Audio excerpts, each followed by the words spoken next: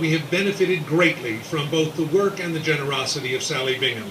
Sally is an author, a women's issues advocate, and a philanthropist. As our founding donor, Sally has created the foundation on which we will establish our cornerstones and build this institution. We have a few words from Sally.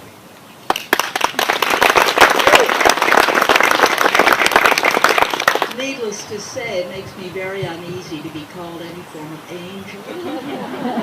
And I think of that Michael Hearn song you may know that begins, "I see you are an angel whose wings won't unfold." This is a very happy moment for me. It reminds me of other gatherings that I've attended in the late 80s. But at that point, when I was living in Kentucky, the women's movement had finally reached there. So there was a great flowering which had taken place, I think, earlier on the East Coast. And the first one was the Kentucky Foundation for Women, which I founded in 1989 with an endowment of $10 million.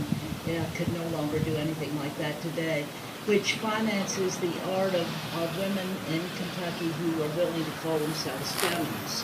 That narrows the scope considerably. And the second, which came maybe 2 years later, was the founding of the Women's Project in New York.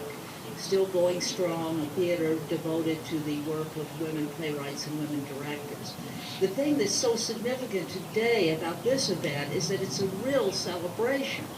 We didn't know enough to celebrate at these two other foundings. In fact, there really wasn't a founding day. It just sort of started to happen. So I'm really pleased that we've come to a point in our history as women where we can celebrate our accomplishments and not feel that they should just pass sort of unnoticed. I'm particularly interested in the three women who lived in this house because they raised for me, as a daughter of privilege, the very complex questions about privilege. As we know, it's a somewhat poisoned term, and leads me to think with some relief about one of the earlier women of privilege, I'm sure some of you know about, Alva Rockefeller Bellman, whose contributions to suffrage were so vital in New York and across the country. Another good example of using privilege for the good of people who might in themselves be somewhat suspicious of these daughters of privilege. The reason I'm particularly interested in their history in this house is I think it opens the way for a new examination of what it means to have privilege as a woman. What one can do, what one might hesitate to do, what one might be afraid to do, and what one can finally do. And that's why I'm particularly pleased that one aspect of the work here is going to focus on business. Because it seems to me in order to make this whole effort viable, we need to know everything we can possibly find out about the source of the money. This always leads in very unexpected directions. And also we need to find out everything we can about the many women and some men who worked in this house over the years.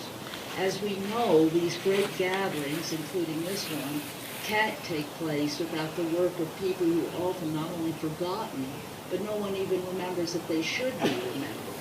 So my particular interest in this, unlike what you might expect since I'm a writer, is in business. And I think probably this is one of the few institutions studying the work of women that has as one of its aspects business.